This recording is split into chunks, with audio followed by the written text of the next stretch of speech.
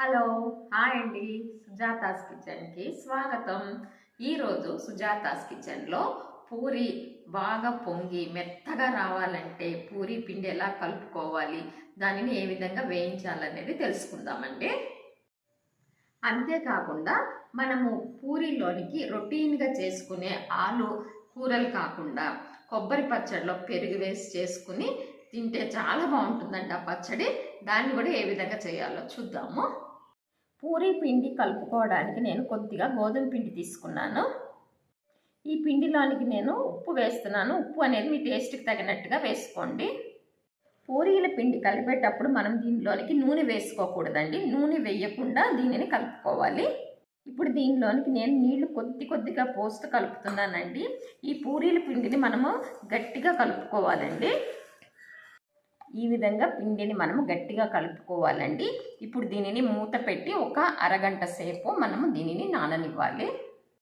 కొబ్బరి పచ్చడి తయారు చేయడానికి నేను చిన్న కొబ్బరికాయ తీసుకుని దీన్ని ఈ విధంగా ముక్కలు చేసి పెట్టుకున్నాను.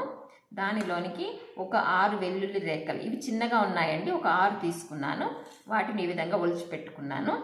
పచ్చిమిరపకాయలు ఒక 6 పచ్చిమిరపకాయలని ఈ విధంగా కోసి పెట్టుకున్నాను.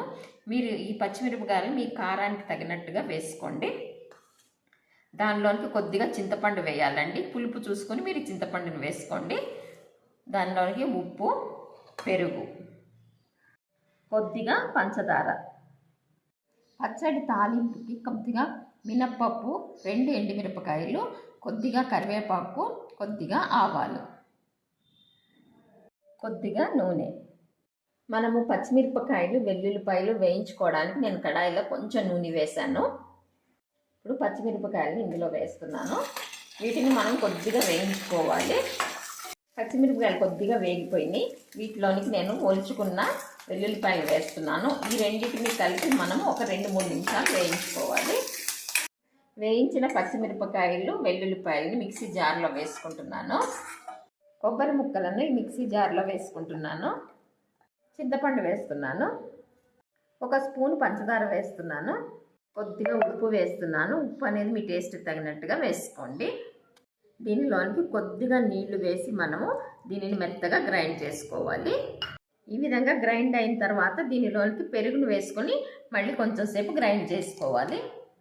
ఈ పచ్చడిని బాగా పల్చగా చేయకూడదండి. ఈ విధంగా కొద్దిగా నీళ్లు పెరుగు వేసుకుని ఈ విధంగా గట్టిగా తయారు చేసుకోవాలి. తాలింపుకు కొద్దిగా నూనె వేస్తున్నాను. ముందు కొద్దిగా మినప్పప్పు వేస్తున్నాను. కరివేపాకు, ఎండుమిరపకాయలు, ఆవాలు కూడా వేసేస్తున్నాను. ఇప్పుడు తాలింపు పచ్చడిలో వేసేస్తున్నాను. పెరుగు వేసిన కొబ్బరి చట్నీ రెడీ అయిపోయిందండి. ఇప్పుడు మనం పూరీ రెడీ చేసుకుందాము. పూరీ తయారు చేయడానికి కడాయిలో నూనె పోసుకుని స్టవ్ వెలిగించుకున్నాను. ఇప్పుడు పూరీ ఎలా తయారు చేయాలో చూద్దాము.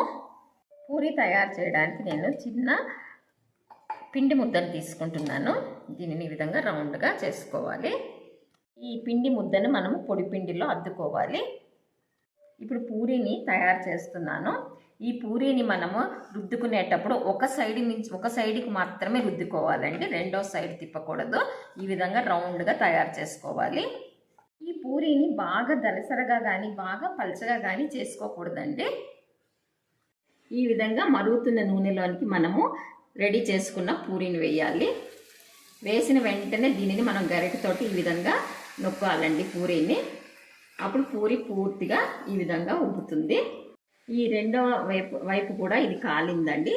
దీనిని నేను తీసివేస్తున్నాను.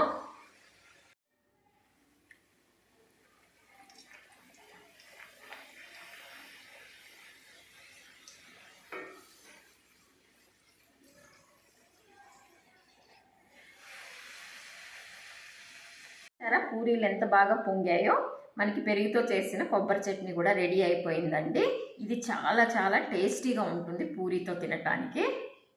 ఈ పూరీలని పెరుగుతో వేసిన కొబ్బరి చట్నీని మీరు కూడా తయారు చేయండి, రుచి చూడండి.